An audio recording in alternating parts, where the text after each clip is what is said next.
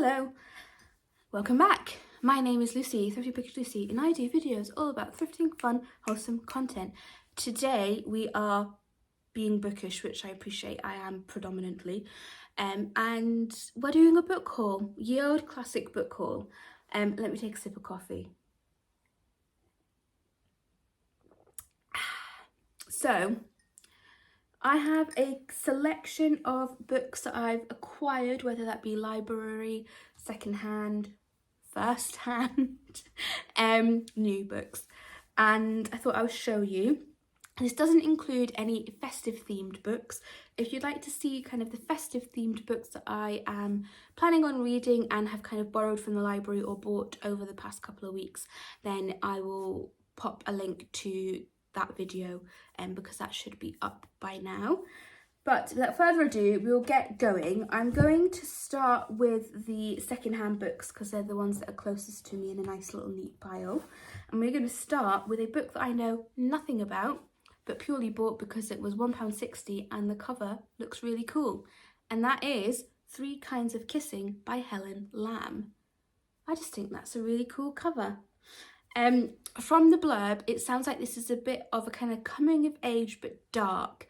So we have a lady called, a girl called Olive, who has been missing for a day, and her friend Grace thinks that she's been missing for longer, or knows that she's been missing for longer, because there are some dark secrets between the two of them that mean that they're no longer friends. So she decides to go looking for Olive because all of the parents and the adults in her life are preoccupied with other dark secrets. I think it's a middle grade or like a teen book. I don't know if it's a now book, an adult book, but anyway, we'll see when I get to it. Then we have a cozy crime. This is Cinnamon Roll Murder by Joanna Fluke. I think it's Fluke.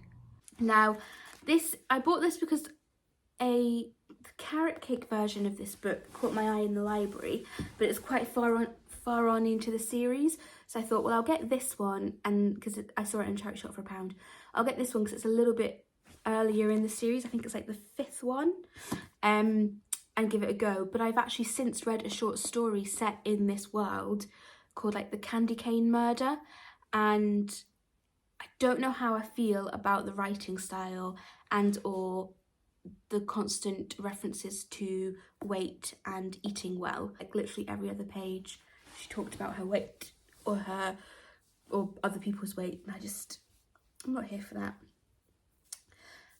I bought from Wild of Books Tiny Castles by Dixie Wills. I have Tiny Churches upstairs, and I wanted to get this one to go alongside it, just because I like them both and I think they're really good ideas of books, just kind of documenting different kind of small castles and small churches around. So if you were ever in the area, you could go visit them. But also because once I've passed my driving test, I want to travel around Scotland predominantly, and this has got like a long list of Scottish castles, and the book up there's got like a long list of tiny churches, and I really like visiting castles and churches. I also like the end papers for this one with all the different crests. I think that's really cool. So I think that's about £4.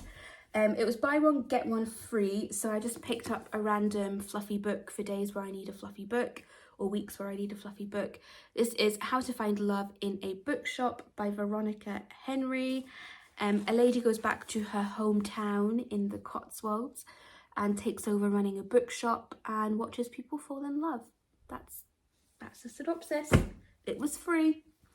And then, last but not least of the second-hand books, I found Patricia Wentworth's Lady's Bane. I recently read Patricia Wentworth's Grey Mask, and I absolutely loved it. I thought it was so good. And then I was watching a video on Lil Vintage World's channel, and she basically said that Grey Mask, being the first one, isn't the best. So you should continue with the Miss Silver books, and they get better and better, which blew my mind because I thought Grey Mask was really good as it was. So I'm really intrigued to see how good this one is. This is about a lady called Allegra who got married to a man. He whisked her out of London to a house in the middle of nowhere, or a country estate in the middle of nowhere, and slowly but surely she starts to lose contact with her family, and her family slowly but surely start to worry about how she is doing. Sounds spooky and fun. Then we will do the library books. So we've got 3 books here that aren't of the festive variety, because I did get a few festive books from my library.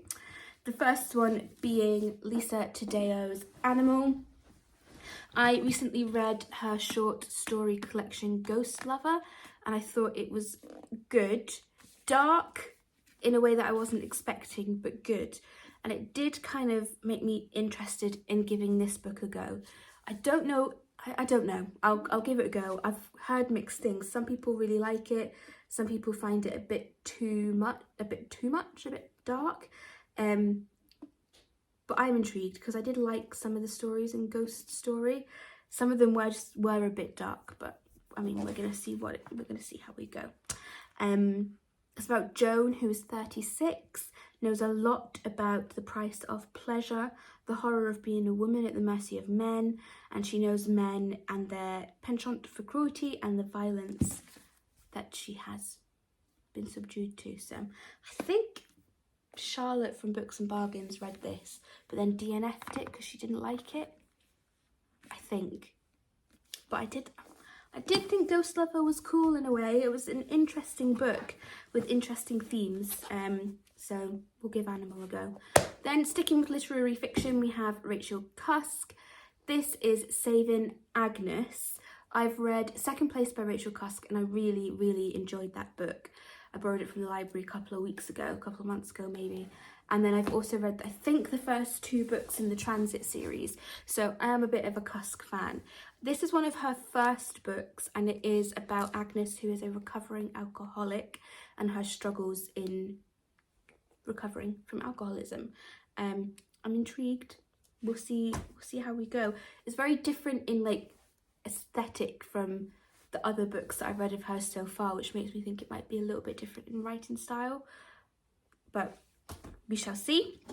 And last but not least, we have a British Library women writers book. This is Tension by E.M. Delafield. This is about Mrs. Marchrose, who goes to work in a secretarial college, but then the director of the college's wife starts to make rumours about her that are a little bit close to her past, and she has trouble settling in and kind of breaking past those rumours. It's set in the 1920s, just to kind of add some context, and I'm quite intrigued to give this one a go, because I do really like the British Library Women Writers series. I've never really been let down by a book of theirs so far, so we shall see how I go with that one. And then, last but not least, the new books, starting with a cat. This is Cat Personality Test, What Our Feline Friends Are Really Thinking.